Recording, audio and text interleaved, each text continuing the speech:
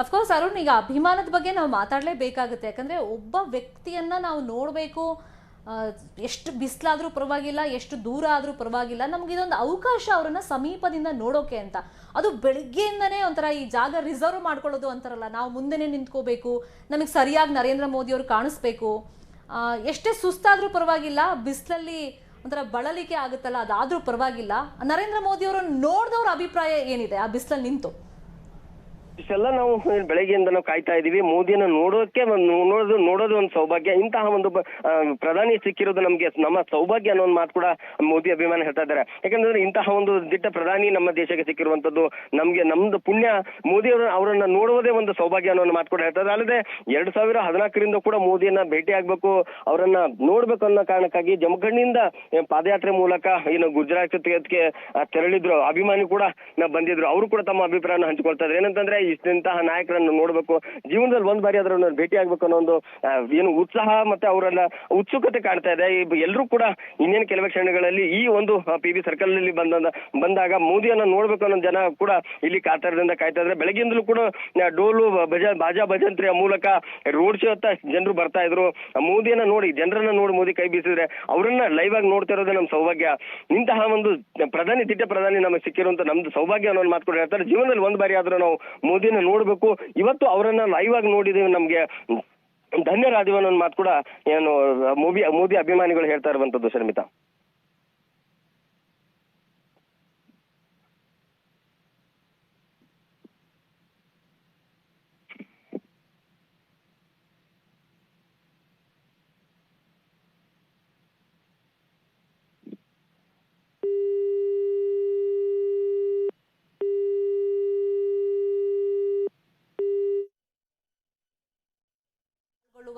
ನಿರೀಕ್ಷೆಗಳಿದೆ. Road show ಆದ್ಮೇಲೆ ವೇದಿಕೆ ಕಾರ್ಯಕ್ರಮದಲ್ಲಿ ನರೇಂದ್ರ ಮೋದಿ ಅವರು ಪಾಲ್ಗೊಳ್ತಾರೆ, ಅಲ್ಲಿ ಭಾಷಣವನ್ನ ಮಾಡ್ತಾರೆ. ಅದಕ್ಕೂ ಮುಂಚಿತವಾಗಿ ಅಲ್ಲಾದ್ರೆ ಸ್ವಲ್ಪ ದೂರದಿಂದ ನಾವು ನೋಡಬೇಕಾಗುತ್ತೆ ಅಂತ ಹೇಳಿ ಜನ ರೋಡ್ ಶೋನಲ್ಲೇ ನಾವು ಅವ್ರನ್ನ ಸಮೀಪದಲ್ಲಿ ನೋಡೋಣ.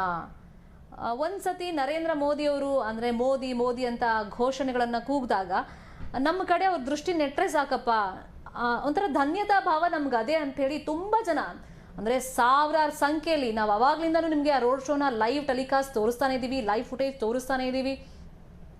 ಎಲ್ಲೆಲ್ಲ ರೋಡ್ ಶೋ ಸಾಗಿ ಬರ್ತಾ ಇದೆ ಅಂದರೆ ಚೆನ್ನಮ್ಮ ಸರ್ಕಲ್ನಿಂದ ಸ್ಟಾರ್ಟ್ ಆಗಿ ಕಾಲೇಜ್ ಮಾರ್ಗ, ಸಂಭಾಜಿ ಸರ್ಕಲ್, ಕಿರ್ಲೋಸ್ಕರ್ ರೋಡ್, ಶನಿ ಮಂದಿರ, ಕಪಿಲೇಶ್ವರ ದೇಗುಲ ರಸ್ತೆ, Shivaji garden, PB road, Yediyurappa ಮಾರ್ಗ ಮತ್ತು ಮಾಲಿನಿ ಸಿಟಿ ಸಮಾವೇಶದ ಜಾಗ. ಸೊ ಅಲ್ಲಿ ತನಕನೂ ಕೂಡ ಎಲ್ಲಿ ನೋಡಿದ್ರೂ ರಸ್ತೆಯ ಇಕ್ಕೆಲಗಳಲ್ಲಿ ಕಾಣಸಿಗೋದು ಜನ ಜನ ಜನ. ಮತ್ತು ಇಡೀ ಬೆಳಗಾವಿ ನಗರ ಸಂಪೂರ್ಣವಾಗಿ ಕೇಸರಿಮಯ ಆಗಿರೋದು ಕೇವಲ ರಸ್ತೆಯ ಇಕ್ಕೆಲಗಳಲ್ಲಿ ಮಾತ್ರ ಅಲ್ಲ, ಎತ್ತರದ ಕಟ್ಟಡ ಎಲ್ಲಿದೆಯಪ್ಪ, ಎಲ್ಲಿ ಬಿಲ್ಡಿಂಗ್ ಇದೆ, ಎಲ್ಲಿ ನಾವು ನಿಂತ್ಕೊಂಡ್ರೆ ಕರೆಕ್ಟಾಗಿ ನರೇಂದ್ರ ಮೋದಿ ಅವರನ್ನು ನೋಡಬಹುದು ಯಾವುದೇ ಅಡಚಣೆಗಳು ಇಲ್ಲದೆ. ಸೊ ಇದಕ್ಕೆ ಜನ ಮೊದಲೇ ಪ್ಲ್ಯಾನ್ ಮಾಡಿಕೊಂಡು, ಅಂದರೆ ಸ್ಥಳೀಯರಾದರೆ ಮೊದಲೇ ಪ್ಲ್ಯಾನ್ ಮಾಡ್ಕೊಂಡಿರ್ತಾರೆ. ಇನ್ನು ಕೆಲವರು ಬೆಳಿಗ್ಗೆ ಬಂದು ಕಾದವರು ಇದ್ದಾರೆ, ಅಲ್ಲಿ ಆ ಬಿಸಿಲಲ್ಲಿ ಅವಾಗಿಂದ ನಿಂತ್ಕೊಂಡವರು. ಫಸ್ಟು ನಾವು ಏನಕ್ಕೆ ಬಂದಿದ್ದೀವಿ, ಒಬ್ಬ ವ್ಯಕ್ತಿಯನ್ನ ನೋಡೋದಕ್ಕೆ ಅಭಿಮಾನದಿಂದ ಬಂದಿದ್ದೀವಿ. ಕೆಲವರು BJP ಕಾರ್ಯಕರ್ತರಿದ್ದಾರೆ, ವರ್ಷಾನುಗಟ್ಲೆ ಕಾದವರಿದ್ದಾರೆ ನರೇಂದ್ರ ಮೋದಿ ಅವರನ್ನ ಭೇಟಿ ಮಾಡಬೇಕು, ಮಾತಾಡಬೇಕು ಅಂತ. ಸಹಜವಾಗಿ ಅಲ್ಲಿ ಬಂದಿರೋರು ಎಲ್ರಿಗೂ ಆಸೆ ಇದ್ದೇ ಇರುತ್ತೆ, ಇಲ್ಲ ಅಂತಲ್ಲ. ಬಂದವರೆಲ್ಲರೂ ಕೂಡ ಮೊದಲೇ ಜಾಗವನ್ನು ರಿಸರ್ವ್ ಮಾಡಿಕೊಂಡು ನರೇಂದ್ರ ಮೋದಿ ಅವರು ಬಂದಾಗ ತಮ್ಮದೇ ರೀತಿಯಲ್ಲಿ ಅಭಿಮಾನ ಪ್ರದರ್ಶನ, ನಾನಾಗಲೇ ಹೇಳ್ದಂಗೆ ಜಯ ಘೋಷಗಳನ್ನು ಮೊಳಗೋದಿರ್ಬೋದು, BJP ಬಾವುಟ ಪ್ರದರ್ಶನ ಮಾಡೋದಿರ್ಬೋದು, ಇನ್ನು ಕೆಲವರು ಫೋಟೋಸ್ಗಳನ್ನು ತಂದಿದ್ದಾರೆ, ಇನ್ನು ಕೆಲವರು ಜಯ ಘೋಷಗಳಿಂದ, ಇನ್ನು ಕೆಲವರು ಕೇಸರಿ ಹ್ಯಾಟ್ ಹಾಕೊಂಡಿದ್ದಾರೆ. ಬೆಳಗಾವಿ ಭಾಗದಲ್ಲಿ ಪೇಟ ಪ್ರಾಮುಖ್ಯತೆಯನ್ನು ಪಡ್ಕೊಳ್ಳುತ್ತೆ, ಕೇಸರಿ ಪೇಟ ತೊಡ್ಕೊಂಡು ಬಂದಿದ್ದಾರೆ ತುಂಬ ಜನ, ಕೇಸರಿ ಶಾಲುಗಳನ್ನು ಹಾಕೊಂಡು ಬಂದಿದ್ದಾರೆ. ಹೀಗೆ ತಮ್ಮದೇ ರೀತಿಯಲ್ಲಿ ಅಭಿಮಾನವನ್ನು ಮೆರೆದಿದ್ದಾರೆ. ಮತ್ತು ಸುಮಾರು ಅರ್ಧ ಗಂಟೆ ಕಾಲ ಈ ರೋಡ್ ಶೋ ನಡೆಯುತ್ತೆ ಅನ್ನೋ ಇನ್ಫಾರ್ಮೇಷನ್ ಇರೋದು. ಯಾಕಂದರೆ ತುಂಬ ಫಾಸ್ಟಾಗೂ ಅಲ್ಲಿ ರೋಡ್ ಶೋ ಮಾಡ್ಕೊಂಡು ಹೋಗೋಕ್ಕಾಗಲ್ಲ, ಕಾರಣ ಎಲ್ಲೆಲ್ಲಿಂದನೂ ಬಂದಿರ್ತಾರೆ. ಅಂದರೆ ಬೆಳಗಾವಿ ಭಾಗದವ್ರು ಮಾತ್ರ ಅಲ್ಲ, ರಾಜ್ಯದ ಬೇರೆ ಬೇರೆ ಭಾಗಗಳಿಂದಲೂ ಕೂಡ ಜನ ಬಂದಿದ್ದರಿಂದ ಅವ್ರಿಗೆ ನಿರಾಸೆ ಆಗಬಾರ್ದು ಅನ್ನೋ ಕಾರಣಕ್ಕೆ ರೋಡ್ ಶೋನಲ್ಲಿ ನಿಧಾನವಾಗಿ ನರೇಂದ್ರ ಮೋದಿ ಅವರು ಸಾಗಿ ಬರ್ತಾ ಇದ್ದಾರೆ. ಲಾಸ್ಟ್ ಟೈಮು ನಾವು ಹುಬ್ಬಳ್ಳಿಲಿ ನೋಡಿದ್ವಿ, ಅಂದರೆ ಕಾರೊಳಗೆ ಕೂತ್ಕೊಂಡ್ರೆ ಅಭಿಮಾನದಿಂದ ಬಂದಿರ್ತಾರೆ, ಅವ್ರಿಗೆ ಸರಿಯಾಗಿ ನಾನು ನೋಡೋಕ್ಕೆ ಸಿಗದೇ ಇದ್ರೆ ನಿರಾಸೆ ಮಾಡ್ಕೊಂಡು ಹೋಗ್ತಾರೆ ಅಂಥೇಳಿ ನರೇಂದ್ರ ಮೋದಿ ಅವರು ಕಾರ್ ಒಳಗೆ ಕೂತಿರ್ಲಿಲ್ಲ. ಇವತ್ತು ಅಷ್ಟೇ ಸ್ವಲ್ಪ ದೂರ ಕೂತ್ರು ಬಿಟ್ರೆ ಆರಂಭ ಆದಾಗಿನಿಂದಲೂ ಕೂಡ ಇದೇ ರೀತಿ ನಿಂತ್ಕೊಂಡೇ ಜನರತ್ತ ಕೈ ಬೀಸಿ ನರೇಂದ್ರ ಮೋದಿ ಅವರು ಬರ್ತಾ ಇರೋದನ್ನ ಗಮನಿಸ್ತಾ ಇದ್ದೀವಿ. ಇನ್ನು ಅಲ್ಲಿ ಮಹಿಳೆಯರನ್ನು ಕೂಡ ನಾವು ಗಮನಿಸ್ತಾ ಇದ್ದೀವಿ. ನೋಡಿ, ಕೇಸರಿ ಪೇಟವನ್ನ ತೊಟ್ಟಿದ್ದಾರೆ, ಕೆಲವರು ಹ್ಯಾಟನ್ನು ಹಾಕೊಂಡಿದ್ದಾರೆ, ಬಿಜೆಪಿ ಪಕ್ಷದ ಹ್ಯಾಟನ್ನು ಹಾಕೊಂಡು ನರೇಂದ್ರ ಮೋದಿ ಅವ್ರಿಗೋಸ್ಕರ ಕಾಯ್ತಾ ಇರೋದು. ಅಂದರೆ ಅವ್ರು ಬರ್ತಾ ಇದ್ದಂತೆ ಆ ಬೆಳಿಗ್ಗೆಯಿಂದ ನಿಂತಂಥ ಆಯಾಸ ಇರ್ಬೋದು, ಆ ಬಿಸಿಲಲ್ಲಿ ಕಾಯ್ತಿರೋದಿರ್ಬೋದು, ಅದೆಲ್ಲ ಮರ್ತೇ ಹೋಗುತ್ತೆ. ನಾವು ಯಾವ ಕ್ಷಣಕ್ಕೋಸ್ಕರ ಕಾಯ್ತಾ ಇದ್ವಿ? ನರೇಂದ್ರ ಮೋದಿ ಅವರು ಬಂದ ತಕ್ಷಣ ಅವ್ರ ಹತ್ರ ಕೈ ಬೀಸಬೇಕು, ಮೋದಿ ಮೋದಿ ಅಂತ ಕೂಗಬೇಕು, ತಮ್ಮ ಅಭಿಮಾನ ಪ್ರದರ್ಶನ ಮಾಡಬೇಕು. ಇಷ್ಟೇ ಅಲ್ಲಿ ಕಾಣಿಸ್ತಾ ಇರೋದು. ಆ ಉತ್ಸುಕತೆಯನ್ನು ನಾವು ಗಮನಿಸ್ತಾ ಇದ್ದೀವಿ. ನರೇಂದ್ರ ಮೋದಿ ಅವರು ಅಷ್ಟೇ ಉತ್ಸುಕತೆಯಿಂದ, ಅಂದರೆ ಜನರು ಉತ್ಸಾಹ ತುಂಬ್ತಾ ಇದ್ದಾರೆ, ಇಲ್ಲ ಅಂತಲ್ಲ. ಆ ಪುಷ್ಪ ಮಳೆಯನ್ನ ಗೈಯೋ ಮುಖೇನ ತಮ್ಮ ಅಭಿಮಾನ ತೋರಿಸ್ತಾ ಇದ್ದಾರೆ. ಅಲ್ಲಿ ಪೂರ್ಣ ಕುಂಭ ಹೊತ್ತಂತ ಕೆಲವೊಂದು ಮಹಿಳೆಯರನ್ನು ಕೂಡ ನಾವು ಗಮನಿಸ್ತಾ ಇದ್ದೀವಿ. ಅಂದ್ರೆ ಆಯಾ ಪ್ರಾದೇಶಿಕತೆಗೆ ತಕ್ಕಂತೆ ನರೇಂದ್ರ ಮೋದಿ ಅವರು ಎಲ್ಲೇ ಹೋದ್ರೂ ಕೂಡ ಅವರಿಗೆ ಭರ್ಜರಿ ಸ್ವಾಗತಗಳು, ಅದರ ಜೊತೆಗೆ ಆ ಸಂಸ್ಕೃತಿ ವೇಷಭೂಷಣಗಳ ಅನಾವರಣ ಆಗುತ್ತಲ್ಲ, ಇವತ್ತು ಬೆಳಗಾವಿ ಭಾಗದಲ್ಲಿ ಅದು ಆಗ್ತಾ ಇದೆ. ಅದನ್ನು ನಾವು ಗಮನಿಸ್ತಾ ಇದ್ದೀವಿ. ಸುಮಾರು ಅರ್ಧ ಗಂಟೆಗೂ ಹೆಚ್ಚು ಕಾಲ ರೋಡ್ ಶೋನಲ್ಲಿ ನರೇಂದ್ರ ಮೋದಿ ಅವರು ಇವತ್ತು ಪಾಲ್ಗೊಂಡಿದ್ದಾರೆ. ಇನ್ನು ಭದ್ರತೆ ದೃಷ್ಟಿಯಿಂದ ನೋಡೋದಾದ್ರೆ ಸುಮಾರು 3,000ಕ್ಕೂ ಹೆಚ್ಚು ಪೊಲೀಸರನ್ನ ಇವತ್ತು ಅಲ್ಲಿ ನಿಯೋಜನೆ ಮಾಡಲಾಗಿದೆ.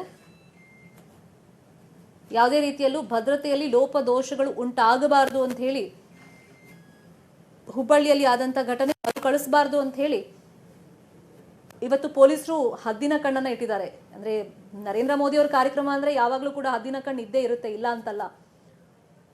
ಬಟ್ ಅಚಾನಕ್ ಆಗಿ ಯಾರಾದರೂ ರಸ್ತೆಯ ಇಕ್ಕೆಲಗಳಲ್ಲಿ ನಿಂತವರು, ಅಲ್ಲಿ ಅವರ ಅಭಿಮಾನ ಜಾಸ್ತಿಯಾಗಿ ಅತಿರೇಕದ ವರ್ತನೆ ತೋರಿಸೋಕೆ ಅಂತೇನಾದ್ರು ಓಡ್ ಬಂದ್ಬಿಟ್ರೆ ಕಷ್ಟ ಆಗುತ್ತೆ. ಸೊ ಹಾಗಾಗಿ ಅಂತಹ ಘಟನೆಗಳು ಮರುಕಳಿಸಬಾರ್ದು ಅಂತ ಹೇಳಿ ಇವತ್ತು ಹದ್ದಿನ ಕಣ್ಣನ್ನ ಇಡಲಾಗಿದೆ.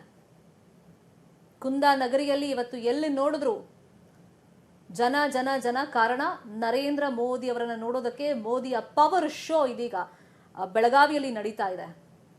ಸುಮಾರು 10.7 ಕಿಲೋಮೀಟರ್ನಷ್ಟು ದೂರ ನರೇಂದ್ರ ಮೋದಿ ಅವರು ರೋಡ್ ಶೋನಲ್ಲಿ ಪಾಲ್ಗೊಂಡಿದ್ದಾರೆ. ಈ ಮುಖಾಂತರ ಬೆಳಗಾವಿ ಭಾಗದಲ್ಲಿ ನರೇಂದ್ರ ಮೋದಿ ಅವರು ಮತ ಬೇಟೆಯನ್ನ ನಡೆಸ್ತಾ ಇದ್ದಾರೆ. ಕಾರಣ ಬೆಳಗಾವಿ ಭಾಗದಲ್ಲಿ ಅತ್ಯಂತ ಹೆಚ್ಚು ವಿಧಾನಸಭಾ ಕ್ಷೇತ್ರಗಳಿದೆ, 18 ವಿಧಾನಸಭಾ ಕ್ಷೇತ್ರಗಳಿರೋದು.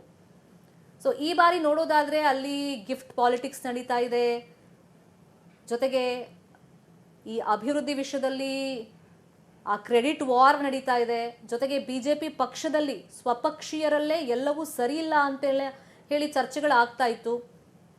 ಯಾಕಂದ್ರೆ ಕಾರ್ಯಕ್ರಮದಲ್ಲೇ ನಾವು ನೋಡ್ತಾ ಇದ್ವಿ, ಒಗ್ಗಟ್ಟಾಗಿ ಎಲ್ಲಾ ಬಿಜೆಪಿ ನಾಯಕರು ಪಾಲ್ಗೊಳ್ತಾ ಇರಲಿಲ್ಲ. ಅದರಲ್ಲೂ ರಮೇಶ್ ಜಾರಕಿಹೊಳಿ ಅವರಿಗೆ ಸಚಿವ ಸ್ಥಾನ ಮತ್ತೆ ಕೊಡಬೇಕು ಅನ್ನೋ ನಿಟ್ಟಿನಲ್ಲಿ ಅವ್ರು ಮಾಡಿದಂಥ ಪ್ರಯತ್ನಗಳಿರ್ಬೋದು. ಸೊ ಇವೆಲ್ಲವೂ ಕೂಡ ಮ್ಯಾಟ್ರ್ ಆಗಿತ್ತು. ಬಟ್ ಈಗ ಮೋದಿ ಅನ್ನೋ ಅಸ್ತ್ರವನ್ನ ಕೊನೆಯದಾಗಿ ಬಿಜೆಪಿ ಪ್ರಯೋಗ ಮಾಡೋದಕ್ಕೆ ಮುಂದಾಗಿತ್ತು. ಅದಿವಾಗ ಎಷ್ಟು ವರ್ಕೌಟ್ ಆಗುತ್ತೆ ಅನ್ನೋದನ್ನ ನೋಡ್ಬೇಕಾಗುತ್ತೆ. ಆದ್ರೆ ಬೆಳಗಾವಿ ಭಾಗದಲ್ಲಿ ಅತಿ ಹೆಚ್ಚು ಸ್ಥಾನಗಳನ್ನ ಗೆಲ್ಲಿಸುವಂತ ನಿಟ್ಟಿನಲ್ಲಿ ನರೇಂದ್ರ ಮೋದಿ ಅವರ ಈ ರೋಡ್ ಶೋ ಜೊತೆಗೆ ಅವ್ರು ಇವತ್ತು ಏನು ವೇದಿಕೆ ಮೇಲೆ ಕರೆ ಕೊಡ್ತಾರೆ, ಭಾಷಣವನ್ನ ಮಾಡ್ತಾರೆ, ಅಲ್ಲಿನ ಸ್ಥಳೀಯ ವಿಚಾರಗಳನ್ನ ಪ್ರಸ್ತಾಪ ಮಾಡೋದಿರ್ಬೋದು, ಪ್ರಾದೇಶಿಕತೆ ಬಗ್ಗೆ ಮಾತಾಡೋದಿರ್ಬೋದು, ಜೊತೆಗೆ ಲೋಕಲ್ ಲೀಡರ್ಸ್ ಬಗ್ಗೆ ಭಾಷಣದಲ್ಲಿ ಪ್ರಸ್ತಾಪ ಮಾಡೋದಿರ್ಬೋದು, ಅವೆಲ್ಲವೂ ಕೂಡ ಸಹಜವಾಗಿ ಒಂದಿಷ್ಟು ಪರಿಣಾಮಗಳನ್ನ ಬೀರುತ್ತೆ, ಮಹತ್ವವನ್ನ ಪಡ್ಕೊಳ್ಳುತ್ತೆ ಚುನಾವಣೆ ದೃಷ್ಟಿಯಿಂದ, ರಾಜಕೀಯ ದೃಷ್ಟಿಯಿಂದ ನೋಡಿದಾಗ.